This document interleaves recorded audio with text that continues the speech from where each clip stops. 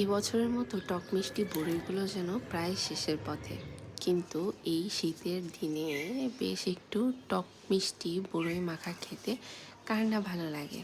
তাই চলে আসলাম, দেখি মা সকালবেলা অনেক মজার টক মিষ্টি বড়ই কিনে আনছে, যেগুলো রোদে শুকাতে দিয়েছে।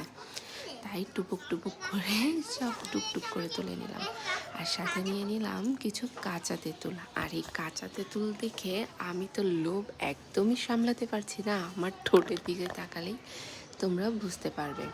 তো চলো এখন আমরা একটু বড়ই মাখাই।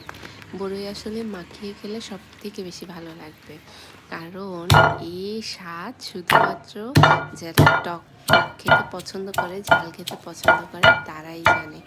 এই যেন এক অন্যরকম স্বাদ। চলো এবার বড়িগুলো একটু ছেঁচা হয়ে গেলে ধনিয়া পাতা, তেঁতুল, কাঁচা ঝাল এগুলো সব একসাথে দিয়ে সুন্দর করে মেখে নেব। তারপরে একটু লবণ, একটু চিনি দিয়ে দিলেই ব্যাস, একদম সেই মজা। আর আজকের এই তেঁতুলগুলো এত ফ্রেশ ছিল, সেটা বলে বোঝাতে পারবো না। তোমরা কে কে আমার মতো এমন মাখার প্রেমিক আছো সেটা আমাকে অবশ্যই কমেন্টস করতে ভুলো না কিন্তু।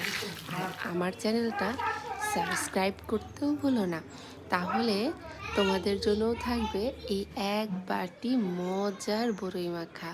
কার কার খেতে ভালো লাগে অবশ্যই আমাকে কমেন্টস করে জানাও।